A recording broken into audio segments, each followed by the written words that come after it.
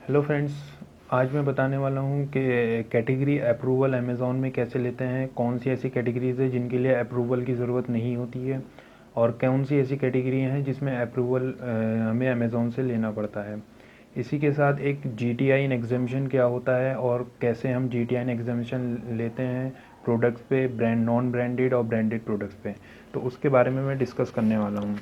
तो देखिए, सबसे पहले कैटेगरी की बात करूँ तो मैं यहाँ पे अमेज़ॉन के होम पेज पे आए। होम पेज पे आने के बाद राइट हैंड साइड पे सर्च बार है, वहाँ पे हमने कैटेगरी अप्रूवल में टाइप करके सर्च करेंगे तो ये देखिए यहाँ पे सर्च रिज़ल्ट में आ गया कैटेगरी रिक्वायरिंग अप्रूवल। तो ये वो कैटेगरीज़ हैं, automotive and power sports, clothing and accessories, इस टाइप की वॉचेस, ये सब कैटेगरीज़ हैं जिसमें अप्रूवल लेना पड़ता है हमें अमेज़ॉन से।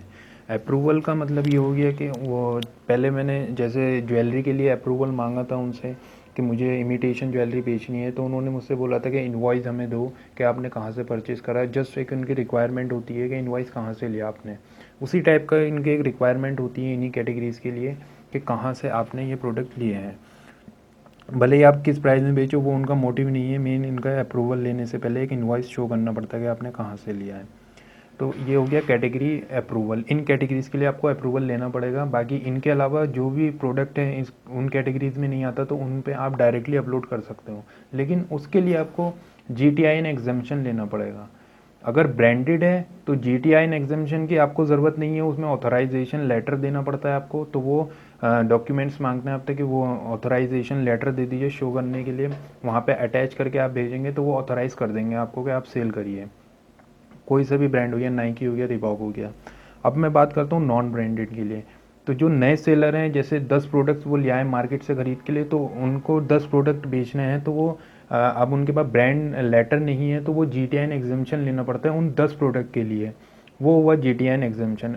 अगर आपने ब्रांड रजिस्टर करा लिया है, जैसे मान लीजिए आपने कोई एक ब्रांड ले लिया है XYZ, वो ब्रांड आपने रजिस्टर कराने के लिए IP इंडिया में आपने रजिस्टर करा लिया है। वो भी वीडियो मैंने अपलोड कर रखा है कि ब्रांड कैसे रजिस्टर कराना है आपको, वो आप वहाँ पे देख लें।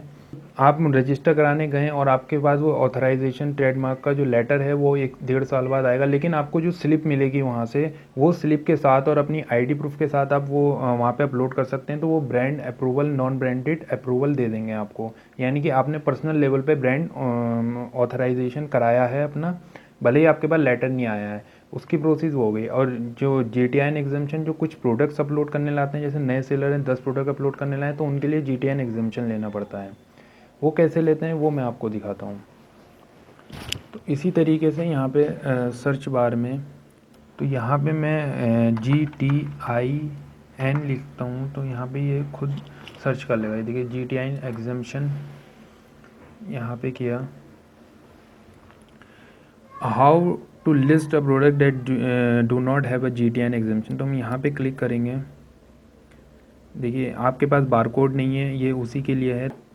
अब इसमें मैं मान लेता हूँ कि मुझे नॉन ब्रांडेड प्रोडक्ट है, उसमें मुझे GTIN एग्जामेशन चाहिए, तो मैं यहाँ पे non branded product template list में क्लिक करूँगा और ये फाइल डाउनलोड हो गई यहाँ पे और ये ओपन हो गई। अब यहाँ पे प्रोडक्ट का टाइटल दूंगा, उसके बाद यहाँ पे प्रोडक्ट का टाइटल मैं XYZ कर देता हूँ और SKU यहाँ पे कुछ भी कर देता हूँ मैं अपना। SKU हो गया मेरा XYZ_1 और कैटेगरी जो भी आपकी है अप्रैल है या कुछ भी है, मैं अप्रैल मान लेता हूँ। और प्रोडक्ट मेरा इसमें पैंट मान लेता हूँ मैं। और नंबर ऑफ़ प्रोडक्ट नीड एग्जामेशन, तो मैंने अगर 10 प्रोडक्ट मार्केट से ख़रीद के लाया हूँ तो मैं यहाँ पे 10 प्रोडक्ट्स कर दूँगा। और इस फाइल को सेव करने के बाद एक्सेल फॉर्मेट में ही ये फ़ाइल सेव होगी। यहाँ पे एक बात और है, ये फॉर्मेट एक्सेल फाइल में ही एक्सेल फॉर्मेट में ही सेव होगी।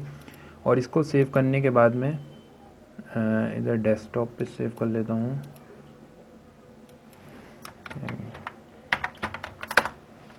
ये फ़ाइल सेव करने के बाद मैं यहाँ पे देखिए जी सेम वहीं पे आना पड़ेगा मुझे, और यहाँ पे लास्ट में सर्च बार में रिक्वेस्ट अप्रूवल करके आएगा। यहाँ पे GTIN रिक्वेस्ट एप्लीकेशन अप्रूवल, तो यहाँ पे मैं रिक्वेस्ट अप्रूवल पे क्लिक करूँगा तो ये मेरा होम इस तरीके से प्रोडक्ट पेज ओपन होगा। और यहाँ पे देखिए ब्रांडेड प्रोडक्ट्स आ रहा है, लेकिन हमें यहाँ पे नॉन ब्रांडेड प्रोडक्ट करना है क्योंकि हमें नॉन ब्रांडेड प्रोडक्ट्स में चाहिए। तो यहाँ पे हम लिखेंगे I do not have barcode इस तरीके से आप लिखेंगे, यहाँ पे मेंशन करेंगे। और जो फाइल मैंने जो फाइल बनाई थी वहाँ पे डेस्कटॉप पे XYZ के नाम से है, तो वो फाइल यहाँ पे हम अपलोड कर देंगे। जैसे ये वाली फ़ाइल मान लेता हूँ मैं, तो वो एक्सेल में यहाँ पे ओपन करके जहाँ पे मैंने सेव कर रखी होगी और यहाँ पे डाउनलोड कर मीन्स यहाँ पे ब्राउज़ करके यहाँ पे हम सेव कर देंगे और सबमिट कर देंगे रिक्वेस्ट। तो विदिन अ 24 आवर्स का टाइम देते हैं वो, लेकिन उससे अंदर ही वो अप्रूवल दे देते हैं और उस प्रोडक्ट को आप लिस्ट कर सकते हैं। यहाँ पे एक चीज़ ध्यान रखना, जो SKU आपने एक्सेल शीट में GTN एग्जामिशन के टाइम पे SKU दिए थे प्रोडक्ट के, उसी SKU से आप प्रोडक्ट लिस्ट करना। अगर 50 से नीचे आप प्रोडक्ट के आपने SKU मेंशन करें तो उसी हिसाब से वो अपलोड होंगे जो SKU आपने एक पर्टिकुलर प्रोडक्ट को दिया होगा। अगर आप यहाँ पे मिल गया आपको GTN एग्जामिशन उन प्रोडक्ट्स के लिए, अगर आपके पास 50 से ज़्यादा प्रोडक्ट हैं, मान लीजिए 55 हैं, 60 हैं, तो आपको ब्रांड लेबल एग्जामिशन मिलता है 3 महीने के लिए। यानी कि आप 3 महीने तक उसमें कितने ही नंबर ऑफ़ SKUs लाइए, रोज़ अपलोड करिए, उससे कोई फ़र्क नहीं पड़ता, लेकिन 3 महीने के लिए आपको ब्रांड लेवल एग्जामिशन मिल जाता है। तो ये हो गया GTN एग्जामिशन 50 से नीचे के लिए, और ब्रांड एग्जामिशन आपके लिए 50 से ऊपर के लिए। तो बस आज के लिए इतना ही।